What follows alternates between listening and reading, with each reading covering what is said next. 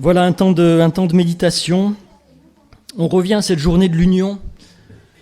On peut se dire, bon, voilà, le fait qu'on appartienne à une famille d'église, qu'on vive une fois par an, cette journée de l'union, ça pourrait être, entre guillemets, ça pourrait être mal pris, en disant, mais bon, voilà, il y a nous, on est content, on est fiers de nous, on est fiers de ce quoi on croit, on est fiers de comment on vit, on est fiers de nos décisions, nos organisations, et puis il y a les autres.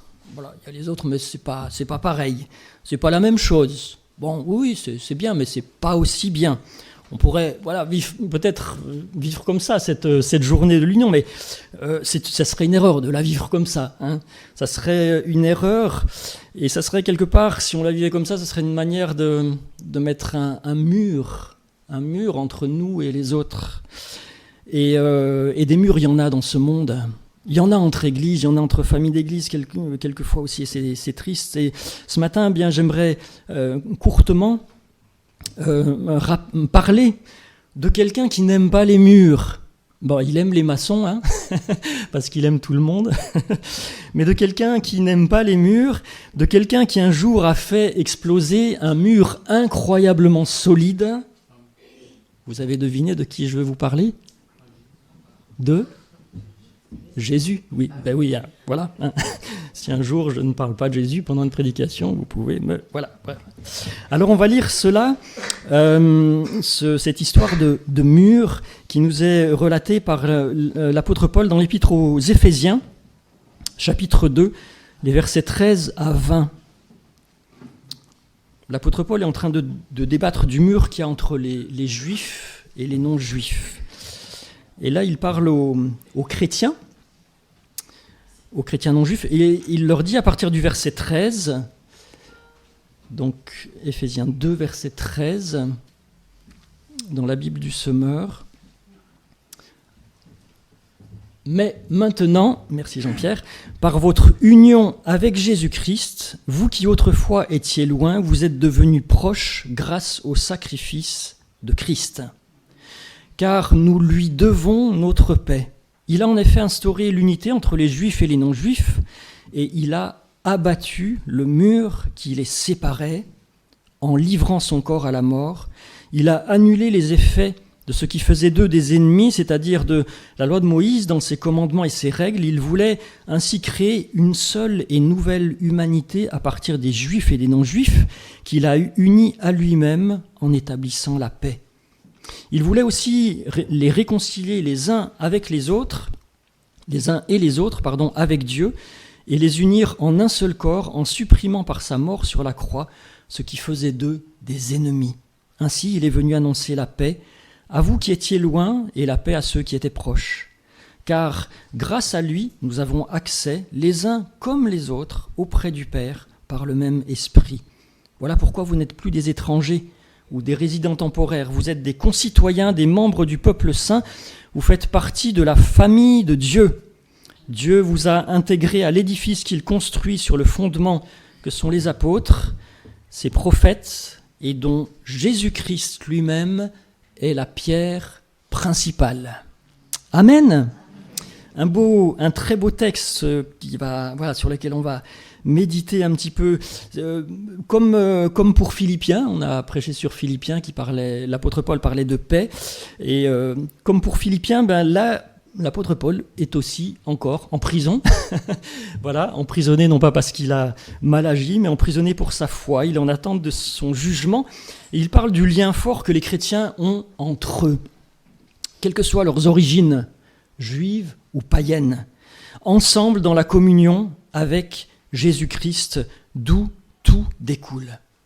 Et si vous relisez en fait la totalité de ce chapitre 2 d'Éphésiens, avant le texte qu'on a lu, j'allais dire, l'apôtre Paul remet l'Église au milieu du village, entre guillemets.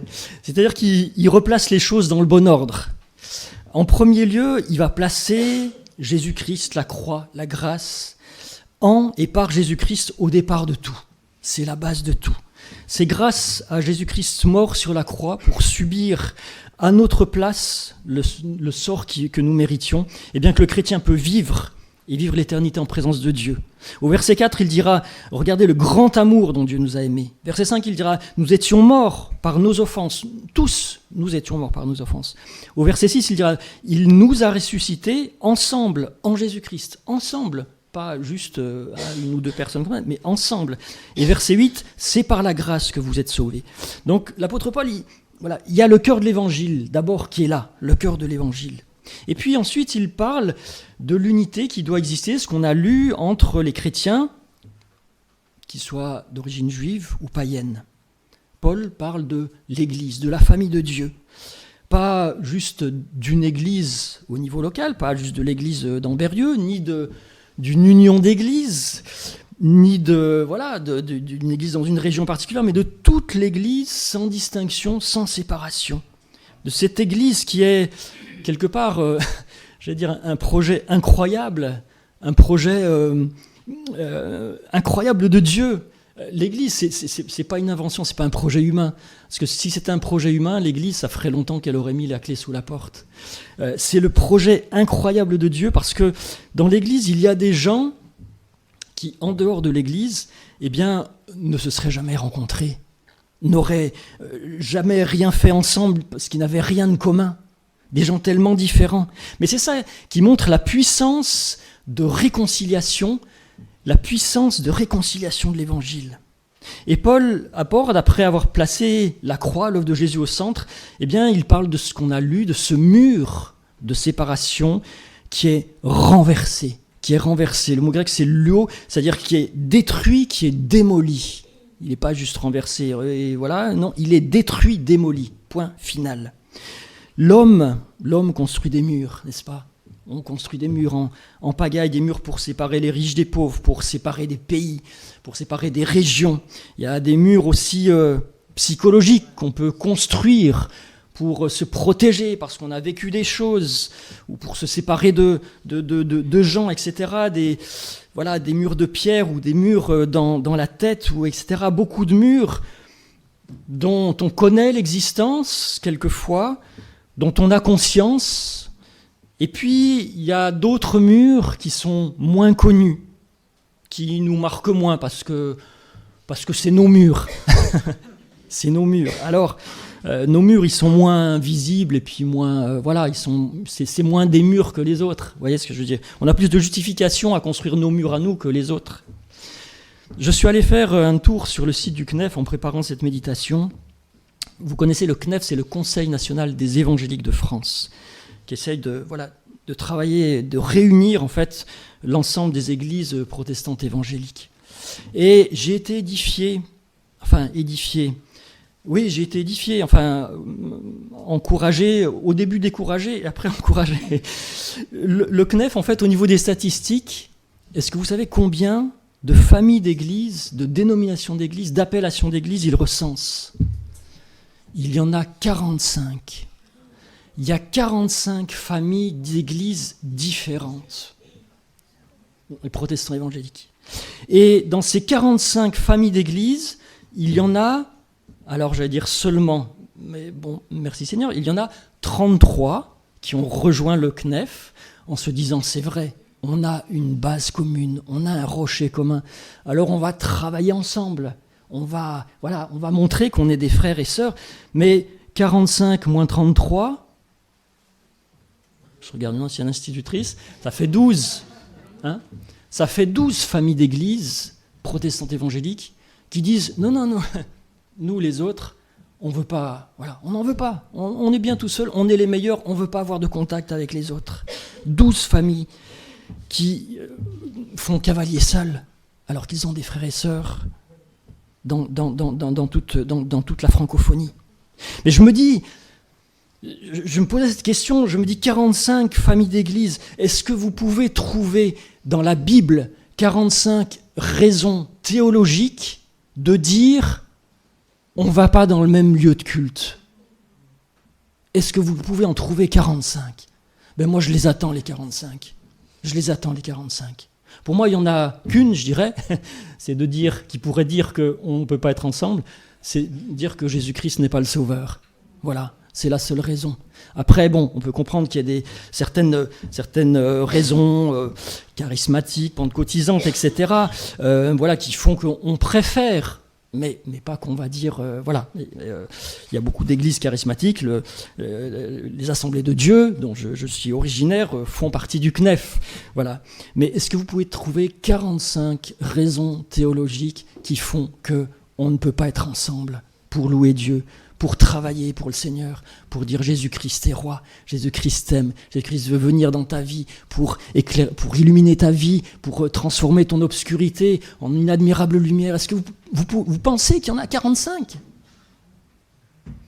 Donc, alors, bien sûr, je ne dis pas ça pour remontrer du doigt, mais simplement pour nous alerter sur notre facilité à construire des murs. Construire des murs.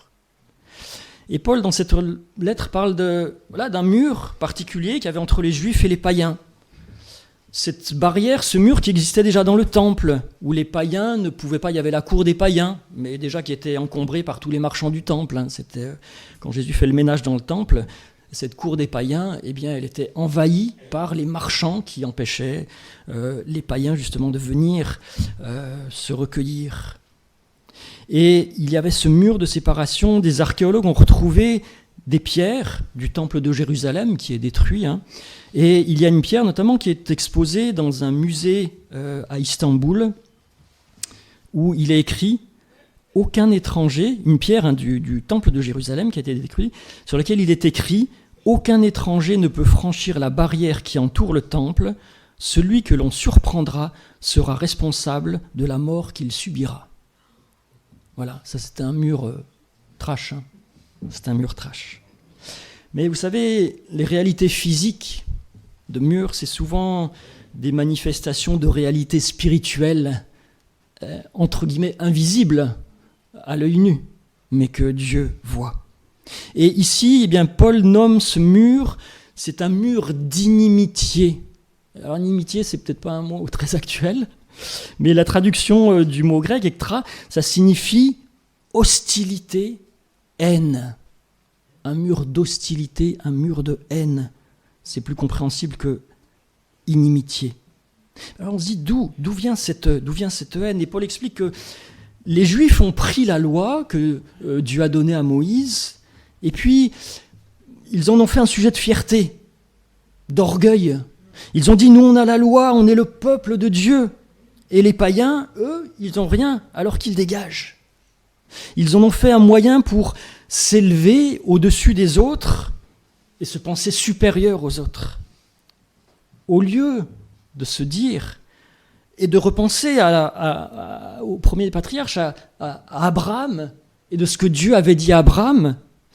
Qu'est-ce que Dieu avait dit à Abraham ? Il avait dit à Abraham, toutes les familles de la terre seront bénies en toi. Il n'avait pas dit juste le peuple d'Israël, qui en plus à l'époque n'existait pas vraiment, mais bref, toutes les familles de la terre.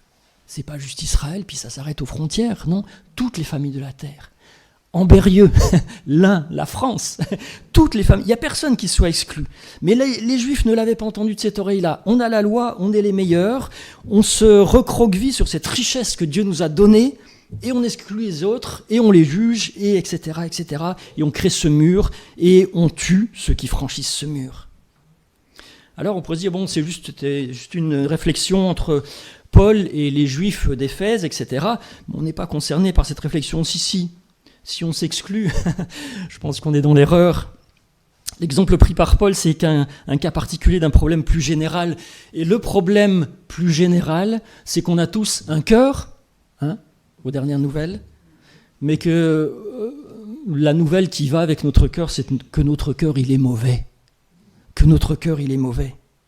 Et que quand Dieu donne quelque chose de bon, eh bien, le premier réflexe, en fait, humain, eh bien, c'est de dire que ce qu'on a reçu, on va l'utiliser, en fait, pour regarder l'autre, se mesurer à l'autre, un peu monter sur une échelle pour regarder les autres de haut. Il y a ce que je fais avec ce que Dieu m'a donné, mais ça, je l'oublie un petit peu vite, j'ai plus tendance à me l'approprier. Il y a ce que je fais, et puis ce que les autres font, ou plutôt ne font pas. et ça permet d'entasser les briques qui construisent un mur de jugement, un mur d'inimitié. Alors que si on est béni, c'est pour bénir. Si on est béni, c'est pour bénir. Si Dieu nous bénit de ses dons spirituels, c'est pas pour qu'on dise « Regardez, moi j'ai tel don, le don de prophétie, le don de... etc. » Non, si Dieu nous bénit de ses dons spirituels, c'est pour qu'on soit en bénédiction à l'Église et au monde, et pas pour construire des murs en disant « Moi j'ai ci et toi tu l'as pas ». Non. Et souvent on construit notre identité comme cela. Il y a les gens dont je me distance et les gens dont je me rapproche. Il y a les gens avec qui je m'entends bien parce qu'ils sont comme moi, et puis il y a les autres, ils sont différents, ils n'agissent pas comme je pense qu'ils devraient agir, etc. Donc voilà, vous savez, c'est pas nouveau. Quand Jésus raconte cette histoire du pharisien et du publicain qui montent au temple, le pharisien, l'homme bien sous tout rapport, mais le cœur, il n'est pas bien brillant à l'intérieur, et puis, parce qu'il est orgueilleux, il est fier de lui, et puis le publicain, cet homme pécheur, et les deux montent au temple, et quelle est la prière du pharisien, de cet homme orgueilleux ? Il dit « Ô Dieu, je te rends grâce que je ne suis pas comme le reste des hommes, je ne suis même pas comme ce publicain. » Il avait vu ce publicain qui, voilà, je ne suis pas comme ce publicain, moi je suis au-dessus. Et cette logique est une logique dans laquelle Dieu ne rentre pas. Parce que si vous voulez vous mesurer à quelqu'un, ouais, allez-y, mesurez-vous à quelqu'un. Je vous conseille, mesurez-vous à quelqu'un, mais à une seule personne, à Jésus. Allez-y. Et puis on en reparle dans quelques temps.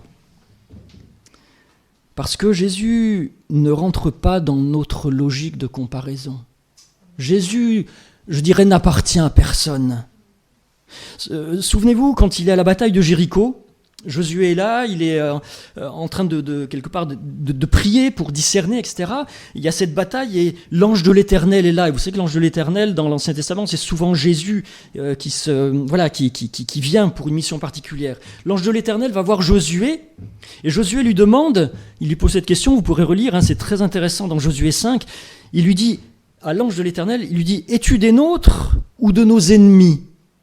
Et qu'est-ce que l'ange de l'Éternel répond ? Il dit non, ni l'un ni l'autre.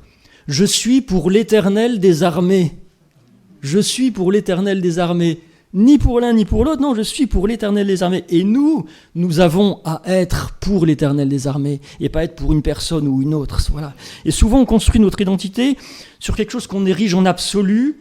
Et si quelqu'un veut nous rejoindre, quelquefois même dans nos églises, eh bien, il doit devenir comme nous. Voilà, il faut qu'il nous ressemble, il faut qu'il soit nana, etc. Mais alors, comment Dieu va réunir cela ? Comment il va donner sa sagesse à Paul pour apaiser cette tension qu'il y a dans l'église d'Éphèse entre les juifs et non-juifs ? Eh bien, Paul, il ne dira pas il faut être juif ou il faut être païen. Non, il dira « sois en Christ ».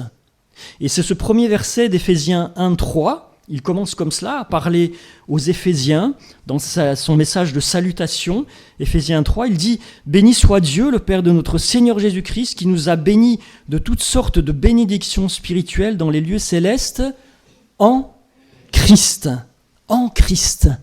Parce que hors de Christ, il n'y a rien. Hors de Christ, il n'y a que de l'orgueil, il n'y a que du charnel, mais qui nous a bénis de toutes sortes de bénédictions spirituelles dans les lieux célestes, en Christ. En Christ, le mur de séparation, il est détruit. En Christ, la paix, elle est donnée. En Christ, une humanité nouvelle est créée. En Christ, à partir de sa personne, eh bien, de deux peuples, juifs et pas juifs, il n'y en a qu'un seul qui est créé. Et Dieu crée quelque chose de neuf dans cette humanité où il n'y a pas de citoyens de seconde zone. Tous mangent à la même table, nous dit-il dans Éphésiens 2. Il rappelle tous mangent à la même table. On est tous fils et filles de Dieu. Il n'y a pas de distinction. Il n'y a pas de préférence. Dieu n'a pas de chouchou. Tous mangent à la même table. Comme tout à l'heure. On va faire une agape. On sera tous à la même table et il n'y aura pas une place supérieure et des places... Non, on sera tous à la même table. Amen. C'est une joie. C'est une joie. Comme la scène aussi. Partageant le repas du Seigneur. On est tous ensemble au même niveau. Et comment, Dieu détruit ce mur de la haine par la croix, en détruisant par la croix la haine, l'inimitié. Parce qu'à la croix, c'est Jésus qui meurt. Celui, dans l'Épître aux Corinthiens, Paul nous dit, celui qui n'avait pas connu le péché, il l'a fait devenir péché pour que nous soyons justifiés. Amen. À la croix, Jésus porte cette malédiction que nous méritions. Il prend l'inimitié, il prend la haine. Elle est vaincue à la croix. Mais il y a ce travail que nous devons faire dans notre cœur. Tous les jours. Il n'y a pas un jour où on peut se dispenser de ce travail à faire dans notre cœur. Le Saint-Esprit a du travail à faire dans notre cœur pour nous libérer de ces murs qui se construisent malgré nous, avec nous. Enfin bon, voilà, ça dépend des jours. Il y a peut-être même quelquefois des murs qui n'ont pas été complètement démolis dans nos vies. Et c'est une invitation renouvelée à réformer notre cœur, réformer nos cœurs chaque matin, chaque jour en regardant à Jésus, en Christ, en lisant, en écoutant sa parole. Parce que la parole de Dieu détruit dans nos cœurs ces mécanismes de comparaison. Paul dit « Paix à vous qui étiez loin, paix à ceux qui étaient proches ». Tous ont besoin d'être sauvés. Tous ont péché, sont privés de la gloire de Dieu. Il n'y a qu'un seul Sauveur, il n'y a qu'un seul Seigneur, c'est Jésus-Christ. Et nous sommes tous égaux devant l'Évangile et nous sommes tous invités à devenir fils et filles du même Père, en Jésus-Christ, par Jésus-Christ. Et cette parole de Dieu aussi nous invite à nous souvenir, pour justement éviter de reconstruire des murs, nous souvenir et à méditer sur notre salut au verset 12. Il dit « Souvenez-vous, vous qui étiez loin, vous étiez sans espérance. Souvenez-vous. N'oubliez jamais le moment où Dieu est venu vous chercher. Dans quel état vous étiez. Dans quel état vous étiez. Souvenez-vous que jamais ça ne puisse sortir de votre esprit ce moment-là où vous étiez dans l'humiliation la plus complète, sous l'esclavage du péché, que jamais ça ne puisse sortir de votre esprit, non pas pour être sous la culpabilité, mais pour dire, oui, là où le péché a abondé, la grâce a surabondé. Et la grâce, c'est pas ma grâce, parce que ma grâce, elle est là, quoi, ma grâce. C'est la grâce de Dieu. Là où mon péché avait surabondé, eh bien la grâce de Dieu a surabondé. Et si je suis debout aujourd'hui, c'est par pure grâce. Souvenez-vous d'où Dieu est venu vous chercher. Et la parole de Dieu aussi remet dans l'ordre toute notre identité. On peut être fier de beaucoup de choses, de nos études, de notre profession, de notre spiritualité, etc. Mais je dirais, l'évangile arrive dans nos vies, et plus on vit l'évangile, eh bien, plus on fait cette expérience que notre vraie identité, c'est l'amour de Dieu. Notre vraie identité, elle est en Christ. Elle est en Christ. Et que le reste, c'est secondaire. Il y a toutes les choses par lesquelles on peut se définir, la classe sociale, je sais pas, la nationalité, etc. Mais tout ça, ça pâlit quand on se définit en vrai. Et bien sûr, on reste avec nos origines, nos cultures, nos recettes de cuisine, et tout à l'heure je me réjouis parce qu'il y aura des recettes de cuisine de partout et ce sera génial. Voilà, on voyagera gratuitement aux quatre coins de la terre, mais voilà, mais on est plus connecté, je dirais, avec les chrétiens qu'avec ceux qui partagent des mêmes habitudes du monde, la même culture, n'est-ce pas ? Quand on croise un chrétien à l'autre bout du monde, ou qui vient de l'autre bout du monde, il y a quelque chose qui se passe. Il y a quelque chose qui se passe, même si moi je fais 1m90 et puis l'autre 1m20, que je suis asiatique et l'autre africain, etc., que l'autre il aime le foot, le basket, etc. C'est secondaire tout ça, parce qu'on est en Christ. Et en Christ, on est frères et sœurs. Et il y a quelque chose de magnifique qui est bouleversant parce que Jésus-Christ est le rocher de notre vie. Jésus-Christ, ce fondement qui est la pierre angulaire. Et c'est sur ce fondement que Dieu construit une nouvelle humanité, c'est l'Église. L'Église dans toute sa globalité, qui est le signe de l'évangile de réconciliation. L'Église qui est le signe de la haine, de ce mur d'inimitié qui est vaincu, de cet amour qui est versé dans nos cœurs, qui est le signe que ce mur, il est détruit, et aussi qu'on a travaillé sur le fait qu'il a toujours tendance à être reconstruit. Amen. Vous êtes d'accord avec moi ? Enfin, avec ce que j'essaye de transmettre tant bien que mal de la parole de Dieu. Alors, si vous êtes d'accord avec moi, ça nous emmène à deux implications, je dirais, deux choses concrètes. C'est de se dire, mais chaque fois qu'on a un regard de juge par rapport à quelqu'un, en passant en haut, en bas, eh bien, on est en contradiction avec l'évangile de réconciliation de notre Seigneur et Sauveur Jésus-Christ. On est en contradiction. Souvenez-vous de cette parabole du pharisien du publicain. Je ne suis pas comme. Eh bien, ça, c'est pas l'évangile de Jésus-Christ. C'est quelque chose de charnel. C'est un homme qui ne connaît pas l'amour de Dieu. Chaque fois, voilà, concrètement, chaque fois qu'on sépare, qu'on met sur des niveaux différents, eh bien, on est en contradiction à l'évangile, avec l'évangile. Et puis, deuxième idée, on peut réfléchir comment on fait pour manifester cette glorieuse réalité de l'évangile de réconciliation dans notre église locale. Est-ce que dans notre église locale, on est plutôt focus et à cheval sur ce qui nous sépare ? Dire ouais, non, mais ça, il y a ça qui ne va pas, etc. Ou est-ce qu'on est attentif à ce qui nous rassemble ? Et celui qui nous rassemble est bien plus essentiel, bien plus important que ce qui nous sépare. Réfléchissons à ça.